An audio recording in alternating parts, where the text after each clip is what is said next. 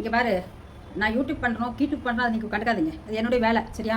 ஏன் அப்படின்னா ஒருத்தருக்கு ஒரு இது பிடிக்கும். அதனால் வந்து நீ இப்படி தான் இருக்கணும், நான் யூடியூப்பில் வந்து வீடியோ போடாத அந்த மாதிரி நான் கேட்க போகிறது கிடையாது. அது ஏன் இஷ்டம், என் தனிப்படைய இஷ்டம். சின்ன பொண்ணு பெரிய பொண்ணு பேசல, சின்ன பொண்ணு பேசுவா, அவன் ஒன்றும் சொல்ல மாட்டா. பெரிய பொண்ணுக்கு பிடிக்கல பேசாமல் இருக்கிறாங்க, அது அவங்க இஷ்டம், நான் ஒன்றும் பண்ண முடியாது. அதுக்குன்னு சொல்லி நான் வந்து தனியாக கிடக்கிறேன் அனாதையா, அதையும் கொஞ்சம் புரிஞ்சுக்குங்க. ஒருத்தர் ஒரு சித்தனோண்டு ஒரு தூசி கூட வீட்டுக்குள்ளே வரதுக்கு எனக்கு அருகதை இல்லை, யாருமே இல்லை, வரமாட்டாங்க. யார் வருவாங்க சொல்லுங்கள்? நானே இதை காணாத காட்டில் வந்து அனாதை தனியாக கிடக்கிறேன். நான் இந்த இதில் வந்து 4 பூனை குட்டி வச்சு வளர்த்திக்கிட்டு நான் எங்கிட்டாவது போகிறதுக்கு கூட போக முடியாது. நான் வெளியிலே போக மாட்டேன். நான் ஒன்று எப்போ லைவ் போட்டாலும் புரிஞ்சுக்குங்க. எனி டைம் டக்கு நான் உடனே போடுவேன். இந்த மொபைல் போட்டு புரிஞ்சுட்டு ஒன்று போடுவேன். அப்படி இருந்தால் கூட யார் என் வீட்டில் கூட யார் இருக்காங்க? எனக்கு பூனை குட்டி தவிர்த்து வேறு எதுவுமே இல்லை. எவ்வளோ டென்ஷன் அனுபவிக்கணுமோ அந்தளவுக்கு டென்ஷன், மைண்டு டிப்ரெஷன்.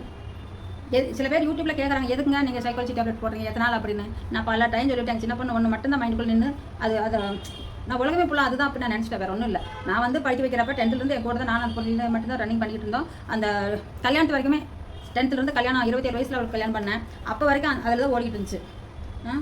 அந்த பொண்ணு மேலே தப்பு இல்லை, அதுவும் நல்லா பார்த்து நல்லா என்னோட சேர்ந்து அதுவும் கஷ்டம் அனுப்பிச்சுது. கஷ்டம் அனுப்பிக்காமல் இல்லை. இப்போ சில காரணத்தினால் மாற்றம் வந்துருக்கு இருக்கிறாங்க அவங்க. ஆனால் அதுக்குள்ளே மனசுக்குள்ளே அது இல்லை அப்படின்னு நான் சொல்ல முடியாது. அதுக்குள்ளேயே மனசுக்குள்ளே வேதனை இருக்கும்.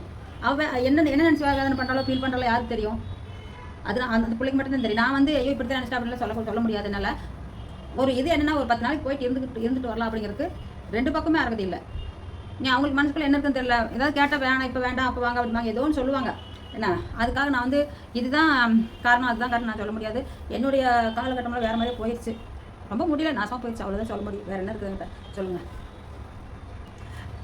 ஏதோ ஒரு காரணம் சொல்லலாம், இதுதான் அதுதான் அப்படி நான் சொல்ல விரும்பமில்லை, எந்த காரணமும் இல்லை. தனியாக அனாதையாக இருக்கிறேன். ஆனால் என்னை வந்து யாரெல்லாம் இப்படி நீட்டு விரல் நீட்டு பேசுகிறாங்களோ அதுக்கு கடவுள் வந்து ஒரு நாள் பதில் சொல்லுவார் நான் நம்பிக்கிட்டு இருக்கிறேன். அது சொல்லுவாரா சொல்ல மாட்டாரா அது சிவபெருமானுடைய தலையில் வச்சுட்டு நான் அவர் இஷ்டம். அவர் மனசுக்குள்ள இருந்து எப்படி ஒவ்வொருத்தருக்கும் ஒரு இதை வந்து கொடுப்பாரு. நல்லதும் கொடுப்பாரு, கெட்டதும் கொடுப்பாரு. அது நமக்கு தெரியாது. கடவுள் எப்படி கொடுப்பாரு நமக்கு தெரியாது. என்னுடைய பாதையில் வந்து நான் தனிச்சிருந்து கிட்டத்தட்ட 8-9 வருஷம் ஆகிப்போச்சு. நான் தனியாக வந்ததுலேருந்து இதே வீட்டில் தான் இருக்கிறேன், ஒரே வீட்டில் தான். சொல்ல முடியாத மாளாத கண்ணீர் விட்டு அழுது ரொம்ப டிப்ரெஷன் ஓவராகி. அவர் ஒருத்தர் கேட்டார், டிப்ரெஷன்னா எப்படி ஆகும், இது எப்படி நீங்கள் சைக்காலஜி டேப்லெட் போய் போட்டீங்க, எப்படி இருந்தது அதுக்கு முன்னாடி அப்படின்னு கேட்குறாங்க. தூக்கம் வராது, நைட்டும் பகலும் தூக்கமே வராது. அப்போ என்னாகும், உடம்பு டயர்டாகும், சுகர் ஏறும், எல்லா வேலையும் பண்ணும்.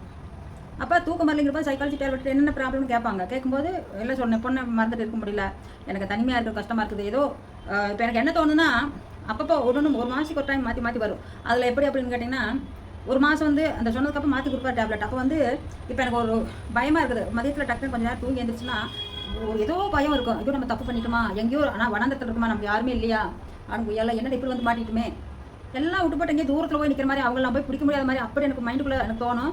எப்படி அது ஆட்டோமேட்டிக் வரும் எனக்கு. அப்படி நம்ம எப்போ போகிறது, என்ன நடுக்காட்டில் விட்டுட்டு போன மாதிரி இருக்குது எனக்கு தோணுது. அப்படின்னு என்ன பண்ணுறதுன்னு ஒன்றும் புரியல. என் மனசில் இருக்கிறத நான் சொல்கிறேன், அதனுடைய வலியும் வேதனை எனக்கு தெரியுது. யாருமே எங்கூட வந்து ஒருத்தர் பேசுகிற கூட ஆள் இல்லைங்க எனக்கு. நான் இருக்கிறேன் அப்படின்னு யூடியூப்பில் சொல்கிறாங்க, ஓகே அதெல்லாம் சகஜம், அது நல்லா சொல்லுவீங்க. எனக்குன்னு வந்து ஒருத்தர் சார்ந்து வாழலாமா, அவங்க இருக்கிறாங்க நமக்கு, ஐயோ பரவாயில்ல, நமக்கு என்ன அந்த சந்தோஷம் எனக்கு என்றைக்கும் கிடைக்கல.